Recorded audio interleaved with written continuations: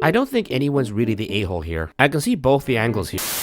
Welcome to another great video. After deep dives into the rabbit hole, exploring incels, and I have pivoted my content a little bit. That has less to do with Reddit stories and more with current events. So let's get back to the roots. A good old-fashioned AITA video. That's right, is the game that everyone likes to play. I read the story, then we all give our garbage opinions to figure out who's the a-hole or not. Okay, the first one is, am I the a-hole for telling my husband we need to sleep in separate rooms? Oh no! Poo mode activated. Outside opinion needed because my husband is making me feel like the villain here. And honestly, I'm not sure if I'm in the wrong or not. So I'm 27 weeks pregnant, and smells have been a big trigger for me this entire pregnancy. However, this past few weeks has gone to the point where certain smells or strong odors make me immediately sick. Unfortunately, some of the current smells that trigger me are food, smoke, and clog me. This is an issue because my husband works in a restaurant and smokes, so it's difficult being within a few feet of him at most times unless he's freshly showered. He works late hours and usually just wants to sleep when he gets home, which I get. However, he comes to bed smelling like restaurant food and smoke, which will wake me up off a dead sleep because my smell is triggered. I've asked him if he can shower quick before he coming to bed, and his response was that he's too tired to shower and he just wants to sleep. So his new solution is just spraying himself down with body spray before coming to bed, which is honestly worse. The past week has been so bad that I usually get up when he comes to bed around 2 or 3 a.m. and either go to sleep on the couch or get up for the day. However, when he wakes up and sees I'm not in bed or sleeping on the couch, he gets mad I left. It came to a bit of a head last night when he came to bed reeking of body spray and smoke, and he tried to cuddle with me. I immediately started gagging because the smell was overpowering and tried to leave the room because I cannot handle the smell right now. He got mad and grabbed all his things and locked himself in the guest bedroom. He's been ignoring me all day and making things awkward, walking around the house and talking to our toddler but avoiding eye contact, conversation, and keeping a wide berth from me. The only conversation we had is, "This is what you wanted, right?" I've been thinking about this story. I don't think anyone's really the a-hole here. I can see both the angles here. She is obviously pregnant, and that's affecting her. And yes, smells do become an issue. I smell like hot, sick ass and a dead carcass. Even Stink would say that stinks. And I can see his side as he's working long hours in a grueling job. I actually asked my parents and a few other people about this story before I fully read it myself. And my mom suggested like separate rooms, which I think is also valid and quite reasonable. But then I read that he got mad at that. I understand he's tired, but maybe she could convince him that taking a long shower after work would be better for him anyways, as it's relaxing and you would sleep better. What do you think? Let me know in the comment section.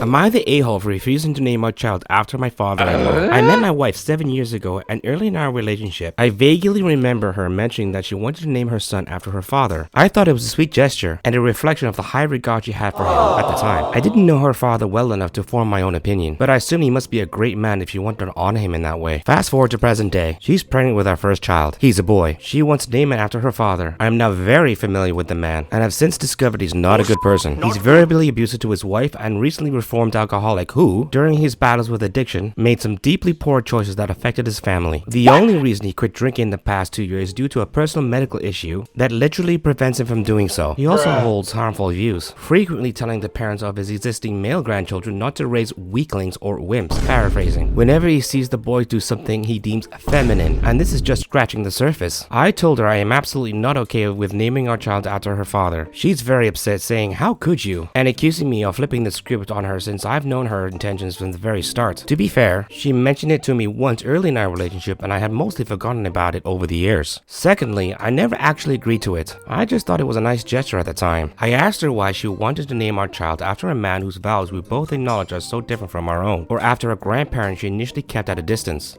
by her own admission, to protect her peace and mental health. She only recently increased contact with him because of his health scare.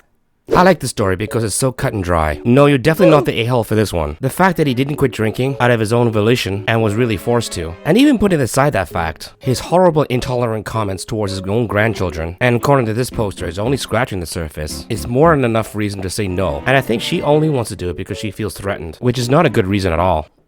Am I the a-hole for telling my friend that it's been years and I don't owe him any money? I didn't get a driver's license until I was 17, back in freshman year. I had a friend who was a junior who went to my school and lived right next door to me. He would let me hitch a ride to and from school so I wouldn't have to walk. My mom woke up long after school started all the time and my stepdad was abusive. He completely volunteered. And after he graduated a year later, I would take a bus. I had a part-time job at that point. Long story short, he believes that ever since I turned 18, I owe him money for driving. I asked him multiple times how it made sense he didn't have to wait for me or drive any extra. Plus, he volunteered, and he didn't have an answer for me. The other day, I had a splitting headache and just left the doctor's office when my friend called me again and told me that I needed to start paying back the gas money or else he's adding interest and making me pay more. And that he's being generous. Being tired and nauseous from my headache, I blew up at him. I said I didn't know him jack and simply walked to his house when he was ready to drive back. And I was never late out of school, so he didn't ever have to wait for me. Nor did he ever drive until I got into the car, so he never picked me up. Nor did he ever park in the driveway when he dropped me off. And that I was tired of him pestering me for money just for sitting in his car. After that, he hung up the phone. And now some mutual friends are texting me that I didn't have to be so cruel or harsh. And some friends are even saying that I should pay him to keep the peace. But considering he drove me in my whole freshman year and sophomore years, it would be a ton of money to pay back. My head is still pounding and yelling and definitely didn't help. So my husband is currently telling me to lay down. But I just need to know if I'm an a-hole or not. Because if I am, I will apologize and pay him. I certainly have the funds. A response to this was,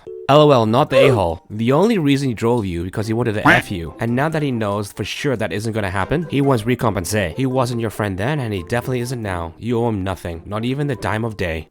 I don't know what his reasons are for driving you, but yeah, no, you're definitely not the a-hole for this one. And you don't owe him anything. I think this is why free public transportation is so important. This story can certainly go for r/nice guys. And if you reach the end of this video, go check out some other videos on this channel. Please like and subscribe, and always remember, stay